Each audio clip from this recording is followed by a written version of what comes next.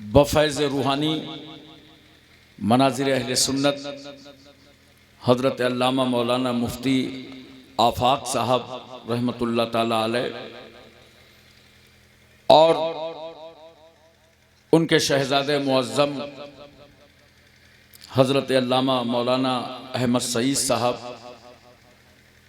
की सरपरस्ती में काम शुरू किया है, तो मुझे यकीन है कि बहरुल इरफान ने जिस काम को शुरू कर दिया है उसे कोई रोक नहीं पाया। सुभान अल्लाह, सुभान अल्लाह, सुभान इंशाअल्लाह यहाँ एक अजीम इदारा बनेगा इंशाअल्लाह। और बच्चों की दस्तार होगी, लोग आलिम दीन बनेंगे, हाफिज कुरान बनेंगे। इस मदरसे की बदौलत इलाके में कोई जाहिल ना रहने पाएगा, पढ़ लिख करके पूरा माशरा तैयार होगा। हजरात, उतरौला गोंडा में एक जगह मैंने मदरसे की बुनियाद रखा था और रात में बुनियाद रखने के बाद कोई जगह रहने के लिए नहीं थी, ऐसे खेत थे, तो एक दुकान के अंदर मेरी चारपाई डाली गई थी और कीड़ों ने इतना काटा था मैं आपको बता नहीं सकता। लेकिन आज आप जानते हैं क्या है, वहां मस्जिद अताए रसूल बनी हुई है, वाह वाह वाह वाह, जामिया अली हसन अहले सुन्नत बना हुआ है। सुभान अल्लाह, कम से कम 1000 बच्चे वहां तालीम हासिल कर रहे हैं। सुभान अल्लाह, सुभान अल्लाह। ये जगह जब अपना रंग दिखाती हैं तो वो रंग फैलता ही चला जाता है। दुआ करिए अल्लाह ताला मौलाना नूरुद्दीन साहब की उम्र में, सेहत में बरकतें अता फरमाए आमीन। और इनके अच्छे साथी बनिए। समझ रहे हैं, साथ देने का एक मतलब मैं आसान सा बता दूं, हो सके तो मदरसे का ताउन करो, लेकिन अगर कुछ भी ना हो सके तो गाय भैंस की तरह मुंह ना बनाया करो। नहीं समझे? मौलाना साहब को देखा और 17 कोने का मुंह बना लिया, इसका कोई सिला नहीं मिलेगा, इसका तुम्हें गुनाह मिलेगा। मोमिन से मुस्कुरा के बात करना, मुस्कुरा देना मोमिन को देखकर, ये सदके का सवाब है। सुभान अल्लाह, सुभान कुछ ना हो सके जब ये कहीं मिल जाया करें तो मुस्कुरा करके इनसे सलाम कर लिया करो, इनकी खैरियत पूछ लिया करो, अल्लाह इनके बाजुओं में ताकत दे। और आप, मैं अभी से एक शेर पढ़ के जा रहा हूं, अल्लाह बेहतर जाने फिर दोबारा मौका मिले कि न मिले। तूफान कर रहा था मेरे अज़्म का तवाफ, वाह, तूफान कर रहा था मेरे अज़्म का तवाफ, दुनिया समझ रही थी कि कश्ती भंवर में है। अरे वाह वाह वाह। और एक शेर और सुनिए शाहिद भाई, दुनिया समझ रही थी कि जरा दम तो ले ले तूफान, ये मौलाना नूरुद्दीन की तरफ से है। जरा दम तो ले ले तूफान, तू थका है रास्ते का, जरा दम तो ले ले तूफान, थका है रास्ते, तू थका है रास्ते का, मेरा अज़्म तोड़ने में तेरा दम न टूट जाए। हाय हाय, अरे वाह वाह वाह, मेरा अज़्म तोड़ने में तेरा दम न टूट जाए, तेरा दम न टूट जाए। वाह वाह वाह वाह। हजरात, थोड़ी देर के लिए मैं आपकी बारगाह में हाजिर खिदमत हूँ और आज की ये कॉन्फ्रेंस जो है पैगाम इंसानियत कॉन्फ्रेंस है, यही नाम रखा है ना आप लोगों ने? अरे बोलो भाई, पैगाम इंसानियत। मैं बहुत मोहब्बत से आपसे अर्ज करता हूँ, थोड़ी देर इंसानियत पर तकरीर सुनने की जहमत गवारा करें। तो आप इस पैगाम को लेकर सिर्फ मुसलमानों तक नहीं, यहां से इंशाअल्लाह गैर मुस्लिमों तक पहुंचाएंगे कि इंसानियत है क्या। बोलो, पूरी तवज्जो है, जहन हाजिर है? 4 मिसरे सुनिए। शाहिद भाई हमारे बहुत बड़े नकीब हैं हिंदुस्तान के माशाअल्लाह, और इन्हें बड़े अशार याद हैं, हम लोग तो इतने शेर भी याद नहीं है। और ये हमारे शोरे किराम सलमान अशरफी साहब और अजहरी साहब, मैंने अंदाजा लगाया कि ये लाखों की कॉन्फ्रेंस को लूट सकते हैं, लेकिन बेचारों को आज टाइम ही कम मिला। अब मैं आपसे पूछ रहा हूं, ये इतना सारा टाइम हुआ क्या है? हाँ, ये काबिल गौर बात। अच्छा, तादाद ज्यादा हो गई थी, कोई बात नहीं है, पहला जलसा है, इंशाल्लाह लाइन पे सब गाड़ी आ जाएगी। 4 मिसरे सुनिए। हुस्न अखलाक की अनमोल निशानी दे दो, हुस्न अखलाक की अनमोल निशानी दे दो, गम के ठहरे हुए मौजों को रवानी दे दो, गम के ठहरे हुए मौजों को रवानी दे दो। तुम हुसैनी हो तो एहसान के मशकीजे से, तुम हुसैनी हो तो एहसान के मशकीजे से, कोई दुश्मन भी अगर मांगे तो पानी दे दो। नारे तकबीर, नारे रिसालत, पैगाम इंसानियत कॉन्फ्रेंस, उलमाए अहले सुन्नत। सुभान अल्लाह। आपने एक शानदार तकरीर, मेरा ख्याल है खतीब अहले सुन्नत हजरत मौलाना आफ्ताब साहब की भी समाअत फरमाया है। चिश्ती मियां साहब भी बोल गए ना। अच्छा, माशाअल्लाह। चिश्ती मियां साहब बोल गए। देखिए खानवादे समदिया फफून शरीफ के वली अहद सज्जादा चिश्ती मियां साहब, वो भी आपको नवाज करके चले गए। और अभी इंशाअल्लाह शहजादे हुजूर बहरुल इरफान आपको अपनी दुआओं से नवाजेंगे इंशाअल्लाह। थोड़ा सा बोलिए सुभान अल्लाह, सुभान अल्लाह, दिल लगा के बोलिए सुभान अल्लाह। जरा इरशाद रब्बानी होता है, कुल इन कुंतुम तुहिब्बून अल्लाह, ए प्यारे महबूब आप इन लोगों से ऐलान कर दीजिए कि ऐ लोगों, अगर खुदा की मोहब्बत का दावा है तो फत्तबिऊनी, मेरे नक्शे कदम पे आ जाओ। हुजूर सल्लल्लाहु अलैहि वसल्लम एक मकाम से गुजर रहे हैं, पैगंबर ने देखा कि कुफारे मक्का बुतों की परस्तिश कर रहे हैं, बुतों के सामने इनके सर झुके हुए हैं। सरकार ने रोका, ये क्या कर रहे हो? ला इलाहा इल्लल्लाह, अल्लाह के सिवा कोई माबूद नहीं है, अगर इबादत ही करना है तो वो वादहु ला शरीक की करो, एक खुदा की करो। जानते हो इन्होंने क्या जवाब दिया? कहा, ए मोहम्मद सल्लल्लाहु अलैहि वसल्लम, ये हम जो कुछ कर रहे हैं सब अल्लाह ही की मोहब्बत में कर रहे हैं। ये हमारा जितना सिस्टम है बुत परस्ती का, ये सब अल्लाह की मोहब्बत में चल रहा है। परवरदिगार आलम ने उसी वक्त जिब्रील अमीन को भेजा, मकीने सिदरतुल मुंतहा, सिदरा छोड़ो और जाओ मेरे नबी को ये आयतें जाके सुना दो। सुभान अल्लाह, सुभान अल्लाह। और जाके कह दो, कुल, ए प्यारे रसूल आप इन लोगों से कहिए, इन कुंतुम तुहिब्बून अल्लाह फत्तबिऊनी, कि अगर खुदा की मोहब्बत का दावा है तो खुदा की मोहब्बत ऐसे तस्लीम नहीं होगी, बल्कि फत्तबिऊनी, तुम रसूलुल्लाह के पीछे आ जाओ। बोलो मोहब्बत से सुभान अल्लाह। सुभान अल्लाह। नबी के पीछे आ जाओ। और एक बात सुनो, कितना बड़ा फायदा होगा जब आका सल्लल्लाहु अलैहि वसल्लम की इत्तिबा में आओगे। हर आदमी चाहता है कि मैं अल्लाह को महबूब बना लूं। बोलो, अल्लाह से मोहब्बत करते हो ना? आप इतनी मोहब्बत करना चाहते हो कि अल्लाह हमारा महबूब बन जाए। मगर अल्लाह क्या फरमाता है? मेरे बंदो, जब तुम मेरे महबूब के पीछे चलोगे तो युहब्बिबकुमुल्लाह, अल्लाह तुमको अपना महबूब बना लेगा। वाह वाह वाह वाह वाह वाह। और जब अल्लाह तुम्हें अपना महबूब बना लेगा तो वह यगफिर लकुम ज़ुनूबकुम, फिर तो अल्लाह तुम्हारे गुनाहों को बख्श देगा। वल्लाहु गफूरुर रहीम, और अल्लाह गुनाहों का बख्शने वाला मेहरबान। सुभान अल्लाह, सुभान अल्लाह। मैं बड़ी गारंटी से कह सकता हूं, कुल इन कुंतुम तुहिब्बून अल्लाह में जो कुल है ना, अगर ये एक कुल लोगों को समझ में आ जाए तो चारों कुल बड़ी आसानी से समझ में आ जाएंगे। माशाअल्लाह। तवज्जो कीजिए जरा सा, नबी की इत्तिबा में आओ, नबी के नक्शे कदम पे आओ, जो रसूल बताएं उसे मान जाओ, जिससे नबी रोकें उससे रुक जाओ। आओ मकामे इंसानियत को समझने वालों, मैं तुम्हें सिर्फ एक बात बताने की कोशिश कर रहा हूं और अंदाजा लगाऊंगा कि आप कितना समझ रहे हैं। देखो कुरान क्या कहता है, हर रमर रिबा, सूद हराम है। तवज्जो, सूद, जोर से बोलो, सूद हराम। अल्लाह ने मुतलक हराम फरमाया है। कुरान ने यह नहीं कहा कि मुसलमानों से लेना हराम है, मोमिनों से लेना हराम है, अहले ईमान से लेना हराम है। नहीं, मेरा जुमला नोट करो और हिंदुस्तान के ऐवानों तक ये बात पहुंचा दो।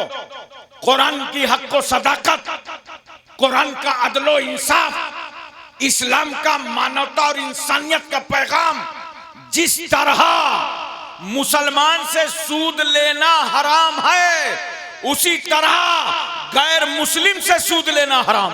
जी बेशक। तवज्जो कीजिए, लोग कुरान पढ़ते नहीं हैं, कुरान में पाबंदी की बात करते हैं। कुरान पढ़ करके देखो, हुदल लिन्नास, लोगों की हिदायत के लिए आया है कुरान, सुभान अल्लाह, लोगों की रहनुमाई के लिए आया है कुरान। सुभान अल्लाह, सुभान। अच्छा, ये सूद हराम क्यों है? तवज्जो चाहता हूं, बोलो, ज़हन हाजिर है ना? जरा मेरी तरफ तवज्जो कीजिएगा। सूद हराम क्यों है? अगर सूद हराम ना होता, ये मैं अपनी कम इल्मी की बुनियाद पर समझ रहा हूं, लेकिन अब बहुत सारी हिकमतें हैं, वो अल्लाह जाने, रसूलुल्लाह जाने। मगर ये सूद क्यों हराम है जानते हो? अगर सूद हराम ना होता तो दुनिया से इंसानियत का निशान मिट जाता, अल्लाह, मानवता खत्म हो जाती, भाईचारा सामने ना आता, कोई किसी को पूछने वाला ना होता। वरना बताओ मुझसे, आपने ले लिया 10,000 रुपए सूद में, परेशान थे, कितने लिया? थोड़ा हूं हाँ करो। 10,000 रुपए सूद में ले लिया, होगा भाई ऐसे फ्री फंड नहीं चलेगा, 1,000 रुपए महीना देते रहना, तो पूरे 12 महीने का कितना हुआ? अबे बहुत जल्दी जोड़ लिया, मामला गड़बड़ है क्या है? नहीं, खैर पढ़ा लिखा समाज है, पढ़े लिखे लोग बैठे हैं। अब देखो, साल में 12,000 उसने सूद ले लिया और 10,000 उसकी रकम सेफ है। तवज्जो है? अब मुझे एक बात बताओ, जिसने सूद लिया है इसको बड़ी बड़ी रातें मिलेंगी, जुमा का दिन आएगा, ईद बकरीद, बुजुर्गों के आरास, शबे बरात, शबे कद्र, और जाके वो दुआ करेगा, तो अपने लिए दुआ करेगा, अपनी आल औलाद के लिए दुआ करेगा, अपने खानदान के लिए दुआ करेगा। लेकिन क्या वो कभी ये दुआ कर सकता है, या अल्लाह वो एक आदमी आया था 10,000 सूद में ले गया है, मौला उसकी परेशानी दूर कर दे? करेगा कभी दुआ? उसका बिजनेस खत्म हो जाएगा। बोलो, कभी दुआ नहीं करेगा ना?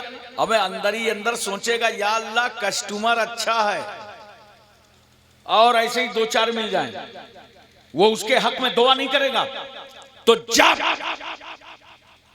एक मुसलमान दूसरे मुसलमान के हक में दुआ करना छोड़ दे, यहीं से इंसानियत के टुकड़े होने लगते हैं, अल्लाह अल्लाह, यहीं से खैर खाही खत्म होने लगती है। कुरान तेरे कानून को लाखों सलाम। कुरान ने तो सूद इसलिए हराम कर दिया कि मुसलमान भाई अपने भाई का हक समझता रहे, एक दूसरे की मदद करते रहे। नारे तकबीर, नारे रिसालत, मसलके आला हजरत, उलमाए अहले सुन्नत, हजरत मौलाना हाशिम अशरफी साहब किबला।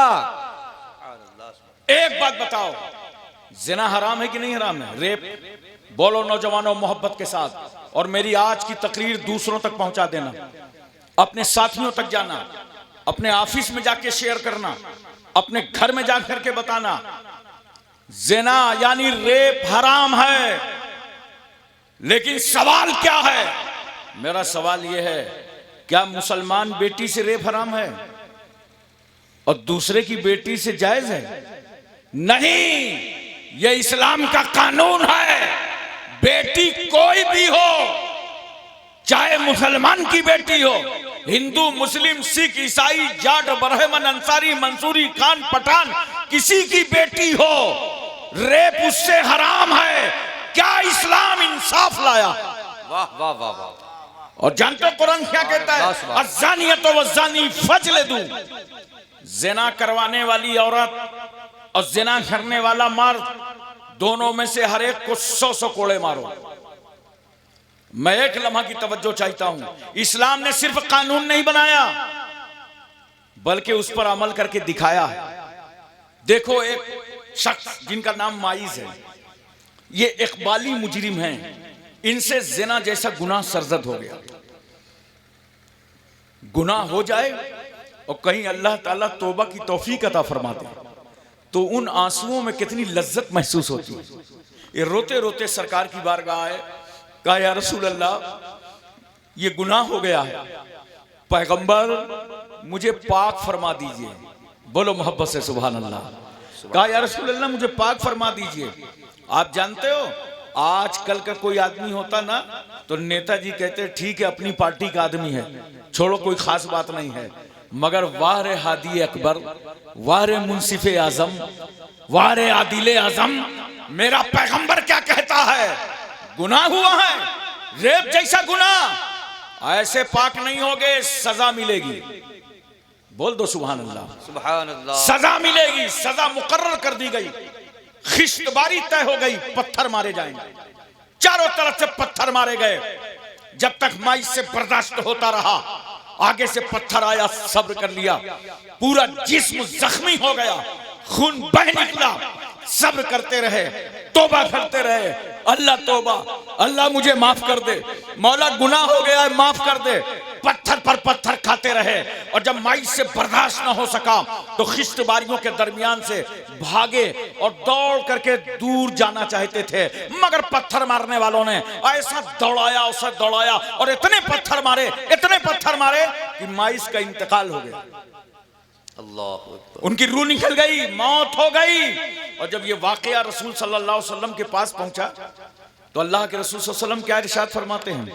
नबी करीम सल्लल्लाहु अलैहि वसल्लम फरमाते हैं, ए लोगो तुमने दौड़ा करके माइस को मार डाला, इतने पत्थर मारे। सुनो, माइस ने अल्लाह की बारगाह में ऐसी तौबा कर ली थी कि अगर ये तौबा शहर के तमाम गुनहगारों पर बांटी जाती तो सबके लिए काफी हो जाती। अल्लाह अल्लाह अल्लाह अल्लाह। गुनाह हो जाए तो तौबा करो। मैं बताना यही चाहता हूं, इस्लाम की यही इंसानियत है कि ये गुनाह जिस तरह मुस्लिम बेटी के साथ हराम है उसी तरह गैर मुस्लिम बेटी के साथ हराम जी। ये जब आप सीखोगे, दीन सीखोगे, जलसों में तकरीरें सुनोगे, तब आपको समझ में आएगा, आप दूसरों तक ये पैगाम ले जाओगे। बोलो, एक बात और बताओ, चोरी हराम है कि नहीं है ना? नाजायज है, कोई नहीं कर रहा, करना ही नहीं चाहिए मुसलमान को। और इतना प्रोग्राम गवर्नमेंट ने बनाया चोरी को रोकने के लिए, मगर आज तक चोरी न रुकी। पहले तो क्या होता था, नकबजनी होती थी, जानते हो ना, कभी कभी चोर धोखे में भुसौरे ही में छेद कर डालते थे। और अब क्या है, अब तो बड़े बड़े पढ़े लिखे लोग कंप्यूटर पे बैठ के चोरी कर रहे हैं जी। चोरी अब भी हो रही है, ऑनलाइन चोरी चल रही है। चोरी को रोकने के लिए हमारी हुकूमत हिंद ने कितनी बड़ी पॉलिसी तैयार की। देखो, जगह जगह 112 नंबर गाड़ी खड़ी है, दिक्कत आए, परेशानी आए, डायल कर दो नंबर। थाना है, चौकी है, जगह जगह सिपाही मौजूद हैं। क्यों? चोरी ना होने पाए। रात को गश्त हो रहा है, चोरी ना होने पावे। लेकिन क्या चोरी को रोका जा सका? अबे चोरी रुकेगी कैसे? इधर चोर पकड़ा जाता है, उधर फोन जाता है, देख लेना अपना ही आदमी है। इस तरह कहीं चोरी रोक सकती है?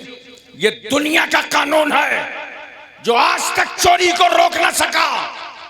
मगर आओ मुसलमानों, कुरान एक कानून लाया है वाह वाह। चोरी को रोकने के लिए, और कुरान कहता है असारे को वो सारे का तो फक्ता हुआ दिया होगा। सुभान अल्लाह सुभान अल्लाह। चोर और चोरनी दोनों के हाथों को काट दो। मैं कहता हूं एक बार हिंदुस्तान में ये कानून नाफिज कर दिया जाए और किसी चोर के हाथ काट दिए जाएं तो सारे चोर दूर ही से हाथ जोड़ लेंगे। भैया चोरी न करना, वरना हाथ कटा देखेंगे लोग समझ जाएंगे। तो अब बताओ, कुरान क्या ये कहता है कि सिर्फ मुसलमान के माल की चोरी हो तो हाथ काटे जाएंगे? तवज्जो चाहता हूं उलमा की। मुसलमानों का माल चोरी हो तो हाथ काटे जाएंगे? नहीं, किसी का भी माले महफूज अगर चोरी कर लिया जाए और हाथ काटने की मिकदार माल हो तो यकीनन उसके हाथ काटे जाएंगे। चाहे मुसलमान का माल चोरी कर रहा हो और चाहे गैर मुस्लिम का माल चोरी कर रहा हो। सुभान अल्लाह सुभान अल्लाह सुभान अल्लाह। यह है इस्लाम की इंसानियत। बोलो पूरी तवज्जो है, जहन हाजिर है। जुआ हराम है कि नहीं है हराम? ये मेरी बातों को दूसरों तक ले जाओगे? बोलो, दूसरों तक ये पैगाम पहुंचाओगे? जुआ क्या है? जोर से बोलो, हराम है। लेकिन आज मुसलमान बहुत आगे है जुआ में। क्रिकेट चलने लगे तो जुआ खेलने का आसान रास्ता उठा के ऊपर जूता फेंकते हैं कि बताओ जीत लोगे कि पट लोगे। इतने बड़े बड़े खिलाड़ी हैं जुआ खेलने वाले, कौन सी टीम जीत रही है बताओ?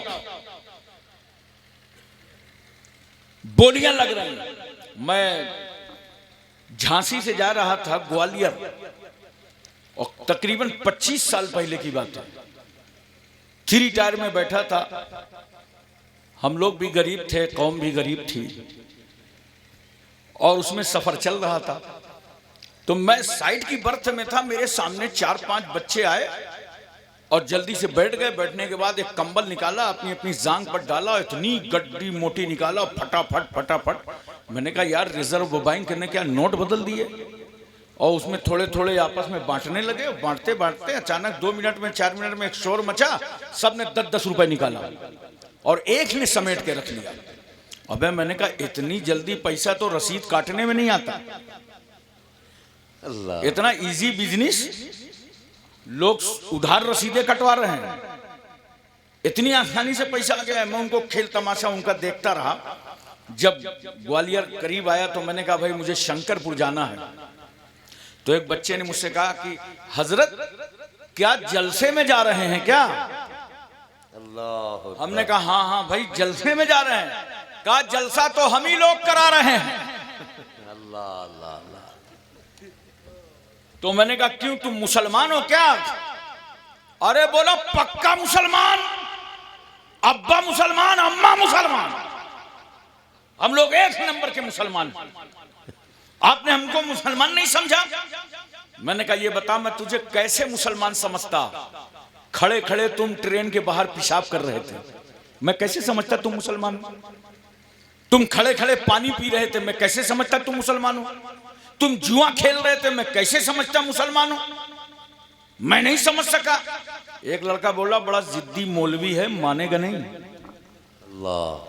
मैं पहुंच गया अपनी कयाम गाह शंकरपुर। 3-4 बच्चे सफेद कुर्ता पैजामा पहन के, जालीदार टोपी लगा के, अतर वतर मजमुआ लगा के आए मेरे कमरे में। बोले हजरत सलाम अलैकुम। सलाम अलैकुम। मैंने कहा भाई सलाम। भाई कहां से आप लोग तशरीफ लाए जलसे में? अरे कहा नहीं वही मुसलमान हैं जो ट्रेन में मिले थे। आप मान ही नहीं रहे थे, हम लोग वही मुसलमान हैं। बड़े प्यार से उनको समझाया था। आज मैं आपको बहुत मोहब्बत से समझा रहा हूं। मैंने कहा बच्चों इस्लाम तारुफ कराने की चीज नहीं है कि तुमको बताना पड़े कि मैं मुसलमान हूं, अल्लाह, तुम्हें समझाना पड़े कि मैं मुसलमान हूं। इस्लाम तारुफ कराने की चीज नहीं है, इस्लाम अपनी जात में दिखाने की चीज है। अरे जब तू रास्ते से निकल, अगर कोई पत्थर रोड में पड़ा हो तो उसे उठा के किनारे कर दे। दुनिया समझ जाए ये मुसलमान जा रहा है। स्पेन का वो चौराहा आज भी गवाह है कि एक पादरी चौराहे से गुजरा तो उसने क्या देखा, बड़ा मजमा लगा हुआ है। लोगों से पूछा ये मजमा कैसा लगा है? लोगों ने कहा भाई एक आदमी यहां से गुजर रहा था, पत्थर से टकरा गया, गशी तारी हुई और वो मर गया। कमजोरी का आलम था। पादरी ने कहा अगर इजाजत दे दे तो मरने वाले की लाश मैं भी देख लूं। कहा चलो शौक से देखो। पादरी जब उस लाश पर पहुंचा तो उसके आंख से आंसू बह निकले। लोगों ने पूछा क्यों रो रहे हो, क्या तुम्हारा रिश्तेदार है? क्यों आंख में आंसू आ गए? कहा मैं इसलिए नहीं रो रहा हूं कि मेरा रिश्तेदार है, रो इसलिए रहा हूं मरने वाले तू पत्थर से टकरा के मर गया, सद अफसोस इस रास्ते से कोई मुसलमान नहीं गुजरा। लोगों ने कहा मुसलमान गुजर रहा होता तो क्या मलकुल मौत का रास्ता रोक लेता? कहा मलकुल मौत का रास्ता तो न रोकता, मगर अगर यहां से मुसलमान निकलता तो बीच चौराहे पर जो पत्थर पड़ा था उसे उठा करके वो किनारे कर देता। ये शान मुसलमान रखता। जब घर से निकलो निगाह नीची हो, किसी की बहन बेटी पर तुम्हारी नजरें न पड़े, ताकि दुनिया समझ जाए कि ये देखो मुसलमान जा रहा है, ये देखो मुसलमान जा रहा है। अजान होने लगे, खड़े हो जाओ, अजान का एहतराम करो, अजान के जुमलों का जवाब दो। कोई गिर पड़े, एक्सीडेंट हो जाए, उसको हॉस्पिटल पहुंचाओ, उसके इलाज का इंतजाम करो। गोया तुम बताओ मत मैं मुसलमान हूं, करके दिखाओ कि मैं मुसलमान हूं। यह है इस्लाम। मोहतरम हजरात, एक बात और मैं आपसे पूछना चाहता हूं, बोलो पूरी तवज्जो है, मेरी बातें समझ में आ रही हैं, अच्छी तरीके से जहन में उतर रही हैं। मैं चाहता हूं कि इस मजमे से पैगाम पूरे इलाके और अतराफ में फैल जाए। एक मरतबा दिल लगा के बोलो या रसूल अल्लाह, हाथ उठा के बोलो या रसूल अल्लाह। अच्छा एक बात बताओ, शराब कितनी बुरी चीज है? बोलो। इंसान इंसानियत को खो देता है जब शराब पीता है। नहीं समझे? इसी शराब पीने से मियां बीवी के झगड़े होते हैं, शराब पीने से तलाकें होती हैं, शराब पीने से माँ बाप की तौहीन होती है, शराब पीने से तुम्हारा गुर्दा और कलेजा बर्बाद और तबाह होता है, शराब पीने से तुम्हारी उम्रें घटती हैं। हराम काम हराम है, जिसे इस्लाम और कुरान ने हराम कर दिया हो। नौजवानों, उस शराब के नजदीक मत जाओ, चलो ठेके पर जरा सा। मैं गारंटी से कहता हूं, दिल तो यही कहता है कि कोई मुसलमान शराब नहीं पिएगा, लेकिन ठेके पे चलो, हाथ में बोतल होगी, नाम मोहम्मद इस्लाम, नाम मोहम्मद सुल्तान, और हाथ में शराब की बोतल। अरे नादान, नाम तूने मोहम्मद रखा और शराब की बोतल हाथ में। क्या तुझे फातिमा का बेटा हसन याद नहीं है, जिसने जहर पी करके दीन बचाया था? क्या फातिमा का लाल हुसैन याद नहीं है, जिसने सर कटा करके मजहब इस्लाम बचाया था? आज तुम नाम हसन हुसैन रखते हो और शराब की दुकानों में नजर आते हो। अगर आपने देखा होगा शराब पीने वाले को, पीने के बाद बीच रोड में कभी नहीं मिलेगा, खसक खसक के किनारे। वो समझता है ना कि अगर उधर से अंकल जी आ रहे होंगे तो काम तमाम हो जाएगा, और नाली के किनारे पड़ा रहता है, आंख बंद मुंह खुला। बताओ, ऐसे मौके से अगर नगर पालिका का कुत्ता गुजरा,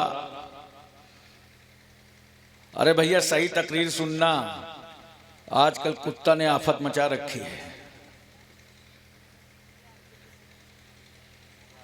वहां से अगर कुत्ता गुजर गया और उसने देखा कि ऐसे तो मैन होल ढूंढना पड़ता था, यहां खुला खुलाया और चंद कतरों से स्वागत करके चला गया, तो आप उसका क्या बिगाड़ लेंगे? अबे ऐसी क्यों पी ली जिसको पी करके तुझे नाली में लेटना पड़ा? पीने वाले, अगर पीना ही था तो वो शराबे मोहब्बत पीता, जिसको पी के नाली में नजर ना आता, ख्वाजा गरीब नवाज की गली में नजर आता। अच्छा आपने देखा, ट्रक देखा है? थोड़ा हाँ करो यार। ट्रक जो चला बेधड़क, जिसके लिए चाहिए सड़क, ड्राइवर चला रहा है। जहां ड्राइवर ने देखा कि सामने है ठेका, फौरन गाड़ी रोका। कंडक्टर था लेटा, उसकी पीठ ठोंका, बोला उठ बेटा, आ गया ठेका। अब कंडक्टर एक लाल अंगूठा लेकर के नीचे उतरा, देखा इधर होटल उधर होटल, बीच में है बोतल, और जल्दी से खरीदा, गिलास में उंडेला, ड्राइवर के पास पहुंचा, बोला गुरु हो जाओ शुरू। ड्राइवर ने कहा अबे भाग। कहा क्या हुआ? गाड़ी तुमने रोका, पैसे तुमने दिए, शराब तुमने मंगाई, अब भागने की बात करते हो? कहा हाँ, जब मैंने गाड़ी रोका था तो मोटर मालिक सो रहा था, ये अभी अभी जाग उठा है, मोटर मालिक के सामने शराब न पीना, वरना 15 लाख की गाड़ी कौन हमारे हाथ में देगा। खबरदार इसके सामने न पीना। मैं एक बात पूछना चाहता हूँ, मुसलमानों मोहब्बत से बताओ, एक ड्राइवर के दिल में मोटर के मालिक का कितना खौफ है। 10,000 महीने की तनख्वाह लेना है, कितना डर रहा है कि मालिक देख रहा है। इसके सामने मत पीना, जिससे तनख्वाह लेना है वो मालिक देख रहा है। लेकिन मुसलमानों, नौजवानों, क्या तुम्हारी गैरतें मर गई? हमियतों का सौदा कर दिया।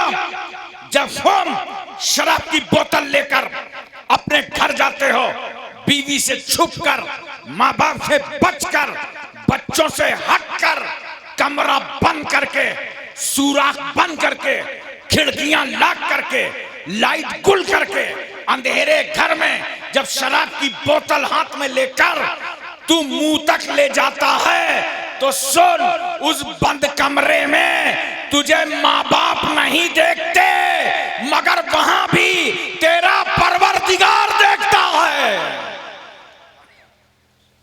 वहां भी तेरा खुदा देखता है, तेरा मौला देखता है। एक ड्राइवर के दिल में इतना खौफ कि मालिक देख रहा है, उसने शराब छोड़ दी, और हर लम्हा तुम्हारा खालिक तुम्हें देख रहा है। बोलो, यहां हम और आप जलसे में बैठे हैं, वो अल्लाह देख रहा है कि कौन तकरीर कर रहा है, कौन तकरीर सुन रहा है। बोलो, पूरी तवज्जो है ना। एक बड़ी प्यारी बात मुझे याद आ गई। एक शराबी मदीने में शराब पीता था। कहां?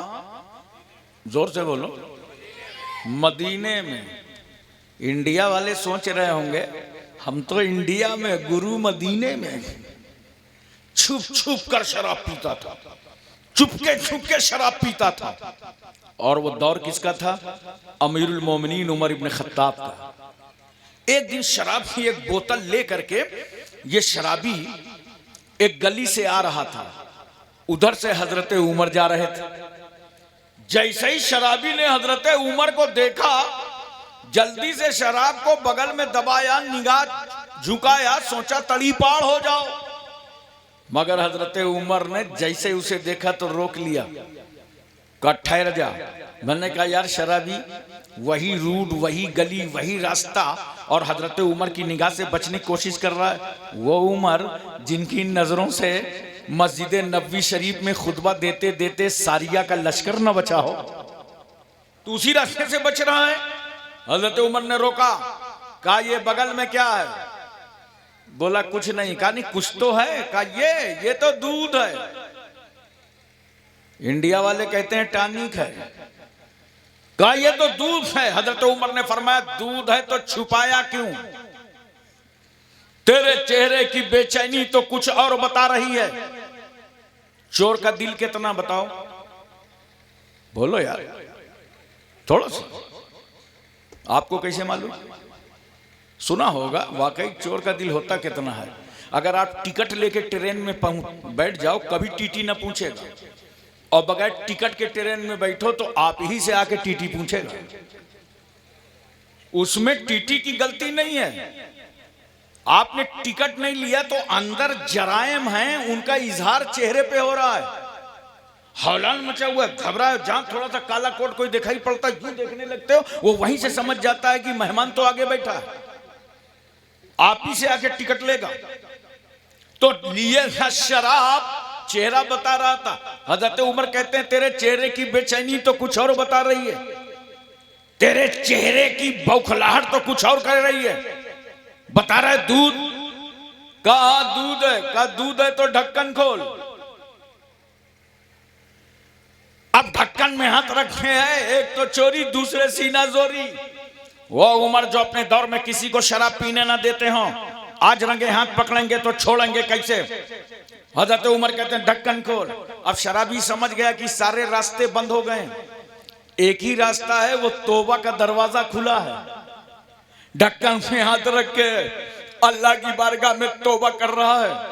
सारा वजूद शराबी का उमर के सामने, और दिल झुका दिया खुदा की बारगाह में, रो पड़ा, ए रब्बुल अरबाब, ए काज़ीउल हाजात, ए मौला, ए किबरिया, ए कबीर, ए समी, ए खबीर, ए मेरे परवरदिगार, अब तक मैंने जितने गुनाह किए तुझे मालूम है। जो छुप के गुनाह किया वो जानता है, जो खुलकर गुनाह किया वो जानता है, जो गुनाह करता रहा वो जानता है, जो करूंगा वो भी जानता है। मगर मेरे मौला, आज मैं तेरी बारगाह में सिद्क दिल से तौबा करता हूं, आज मुझे उमर के सामने जलील होने से बचा ले, रुसवा होने से बचा ले। वो रोया है शराबी अल्लाह की बारगाह में। हजरत उमर कहते हैं देर मत कर, ढक्कन खोल। आखिरकार जब उसने ढक्कन खोला तो सिर्फ शराबी नहीं, हजरत उमर देख रहे हैं बोतल में शराब नहीं है, उसमें तो ताजा दूध नजर आ रहा है। मगर हम जैसे लोग हों तो मुतमईन हो जाएं। हजरत उमर फरमाते हैं ये बता लेके क्या चला था, सच्चा वाकया क्या है? का अमीरुल मोमिनीन दूध था, दूध है। पहले तो दबा नहीं था जब सफेद झूठ बोल रहा था, अब तो डिग्री ही उसके हक में हो गई थी। हजरत उमर फरमाते हैं सच बोल।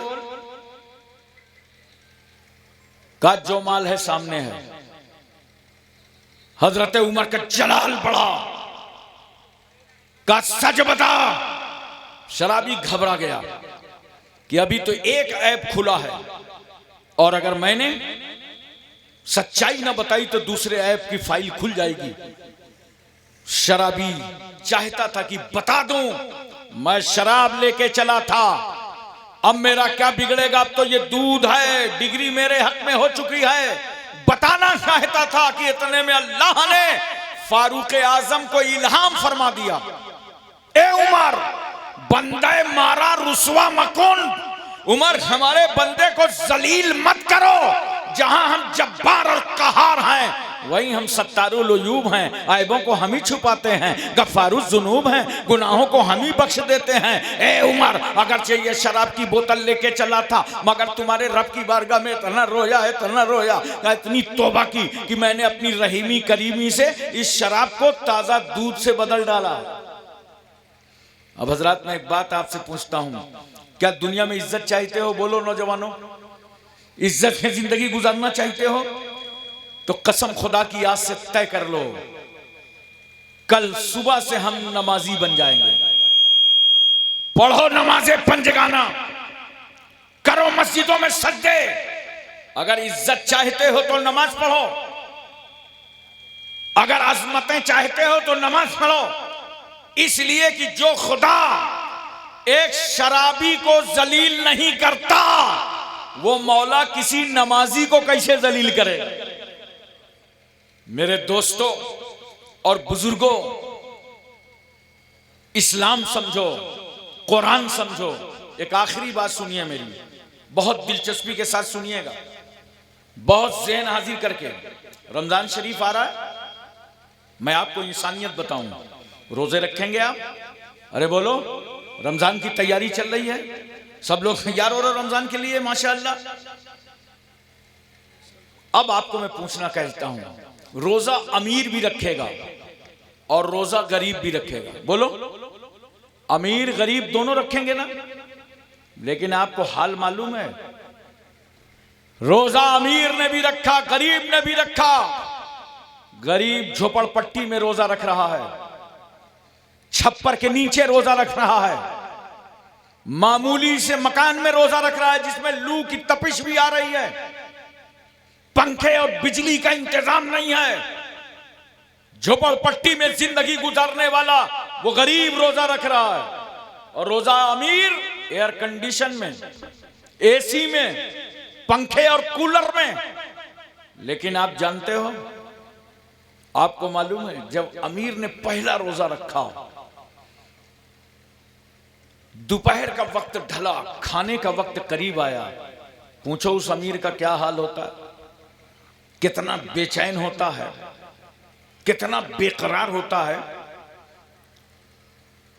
उस वक्त उस अमीर को गरीब की याद आती है कि साल में पहला रोजा और 1 महीना मुझे भूखों रहना पड़ेगा। मगर उस गरीब का क्या हाल होगा जो फाके से 11 महीने गुजार देता है, जो उपास रह करके वक्त गुजार देता है, जिसका पेट नहीं भरता, परेशान रहता है, भूखा रहता है, उस गरीब का क्या हाल होगा? तो जानते हो रोजा क्या करता है? रोजा गरीबों की मोहब्बत अमीरों की बिल्डिंगों में ले जाता है। अब अमीर को एहसास होता है कि मजदूर की मजदूरी कभी ना मारना। ये 11 महीने कितने मशक्कत के गुजार रहा था, इसके बच्चे भूखे प्यासे, कभी रोजी लगी ना लगी। आज हमने पहला रोजा रखा है, पसीना सूखने से पहले इस गरीब की मजदूरी दे दो। तो रोजा में जहां अल्लाह तुम्हें मुत्तकी बनाना चाहता है, जहां फर्ज समझ के तुम्हें रोजा रखना है, वहीं रोजे का कमाल यह है कि गरीबों की मोहब्बत रोजा अमीरों की बिल्डिंगों में पहुंचा देता है। अमीरों के दिलों में गरीबों से प्यार आ जाता है। अब देखो ज़कात का एक साइड बताता हूं, किस तरह इंसान से मोहब्बत होती है। हर अमल में मोहब्बत है। अमीरों के यहां तो 15 दिन पहले कपड़ों का इंतजाम हो जाता है, ईद की तैयारी हो जाती है, मकान की पुताई हो रही है, कपड़े बन रहे हैं, लिबास तैयार हो रहे हैं। मगर गरीबों का हाल कभी देखा है? 20 रमजान के बाद उनके बच्चे अपने बाप का कुर्ता पकड़ पकड़ करके घसीटते हैं, अब्बू हमारे कपड़े कब आएंगे, हमारी सेवैयां कब आएंगी, हमारे जूते चप्पल का इंतजाम कब होगा, हमारे ईद का इंतजाम कब होगा। वो बाप जो रोजाना कमाता और खाता है, जितना कमाता है उतने का तो राशन घेर ले आता है, बच्चों के सर पे हाथ फेरता है, कहता बच्चों जा रहा हूं काम पे, पैसा मिलने वाला है, मेरे मालिक ने फैक्ट्री के वादा किया है, बहुत जल्द तुम्हारे कपड़ों का इंतजाम करूंगा। रोज चला जाता है, रोज बच्चे दबाव डालते हैं, प्यार करते हैं, अब्बू जान कपड़े कब आएंगे। मगर उसकी गरीबी से कोई पूछे, वो किस तरह लाचार आंसू बहा करके, कभी कभी तो ऐसा होता है कि 2 दिन रह गए हैं ईद के, आज बच्चे पीछा ना छोड़ेंगे, तो कहा ऐसे टाइम में घर जाओ जब बच्चे बिस्तरों पर सो जाएं, अपने बाप का चेहरा भी न देखने पावे, ये मुझसे कपड़े का मुतालबा न कर पावे, ये ईद की तैयारी का मुतालबा न कर पावे। अब तो एक ही दिन रह गया था ईद का, मगर इतने में अल्लाह खुश रखे उन अमीरों को जिन्होंने अपनी ज़कात की रकमें निकाली और जिम्मेदारों से कहा बहुत लेट हो गया, ईद कल है, ये जल्दी से ज़कात के पैसे ले लो, जाओ फला मदरसा के गरीब बच्चों को पहुंचाया आओ, जाओ ये पैसे ले जाओ, महल्ले में एक वो बेवा रहती उसे दे आओ, जाओ ये पैसे ले जाओ, एक यतीम बच्चा वहां रहता है उसके इंतजाम कर दो, जाओ ये पैसा ले जाओ, झोपड़पट्टियों में बांट दो ताकि वो गरीब अपने बच्चों के कपड़ों का इंतजाम कर सकें, अपने खाने का इंतजाम कर सकें, ईद की खुशी मनाने का इंतजाम कर सकें। ज़कात की रकमें जैसे ही अमीरों ने बांटा, गरीबों के घरों में खुशहाली पैदा होने लगी, हरियाली पैदा होने लगी, बच्चों के इंतजामात होने लगे, उनके कपड़े आने लगे, जूते चप्पल के इंतजाम होने लगे, सेवैयां उन गरीबों के घरों में आने लगी। अब मैं सिर्फ एक बात आपसे पूछना चाहता हूं, ज़कात निकालने से जहां अल्लाह ने तुम्हारा माल पाक कर दिया, नक्श खत्म हो गया माल का, वहीं एक फायदा यह हुआ ज़कात का कि गरीबों के दिलों में अमीरों की मोहब्बत पैदा हो गई। अरे बोलो, गरीबों के दिलों में अमीरों की मोहब्बत पैदा हो गई। अब ये प्रोग्राम जो मैं अर्ज कर रहा हूं, बड़ी अहम बातें हैं। हो सकता है कि मैं मुनासिब जगह ये बात न कर रहा हूं, लेकिन मैं जानता हूं कि चैनल के जरिए से मेरी बात लाखों और करोड़ों लोगों तक पहुंचेगी और बड़े समझदार लोग बैठे हैं। मैं अर्ज करने जा रहा हूं, क्या सिस्टम लाया इस्लाम, रोजा रखवाया तो गरीबों की मोहब्बत अमीरों के दिलों में उतारा, और ज़कात दिलवाया तो अमीरों की मोहब्बत गरीबों के दिलों में उतारा। कहां है वो लोग जो आज भारत को तबाह कर रहे हैं? ये भारत का नक्सलवाद, देख लो इन नक्सलियों को, थाने में घुस जाएं, लाइन की पटरी उखाड़ के फेंक दें, 100 लाशें काट के दरख्तों पर लटका दें। और इन नक्सलियों का कहना क्या है मालूम है? कि हम दुनिया में कोई अमीर जिंदा नहीं रहने देंगे, कोई अमीर नहीं रहेगा, अगर हम गरीब हैं तो हमारी तरह गरीब रह जाओ, वरना हमारे को दौलत बांट करके दो, तुम भी अमीरी की जिंदगी गुजारो और हम भी ठाट की जिंदगी गुजारें, हम तुमको तन्हा अमीर नहीं रहने देंगे। ये अमीर और गरीब में कितनी नफरत फैली हुई है कि वो जान ले रहे हैं, वो हमले कर रहे हैं। हुकूमत इतना पैसा खर्च कर रही है कि ये नक्सलवाद को रोका जा सके, मगर भारत का नक्सलवाद आज भी नहीं रुक रहा। मगर कसम खुदा की मैं कहना चाहता हूं, कुरान ऐसा निजाम लाया कि रोजा रखवा कर गरीबों की मोहब्बत अमीरों में उतारा और ज़कात दिलवा कर अमीरों का प्यार गरीबों के दिलों में उतारा। तो जिस रोजा और ज़कात के सिस्टम से अमीर गरीब से मोहब्बत करे, गरीब अमीर से मोहब्बत करे, तो बड़ा से बड़ा नक्सलवाद अपने आप खत्म हो जाएगा। यह है मजहब इस्लाम। इसलिए दोस्तों, हम आपसे अर्ज करना चाहते हैं, इस्लाम पढ़ो, इन उलमा की सोहबतों में बैठो, तब तुम्हें जाकर के इस्लाम की ये खूबियां नजर आएंगी। अल्लाह की बारगाह में दुआ है, परवरदिगार आलम हमको और आपको सबको इल्म अमल की तौफीक रफ़ीक अता फरमाए। व आखिर दावाना अनिल हम्दुलिल्लाहि रब्बिल आलमीन। अस्सलामु अलैकुम।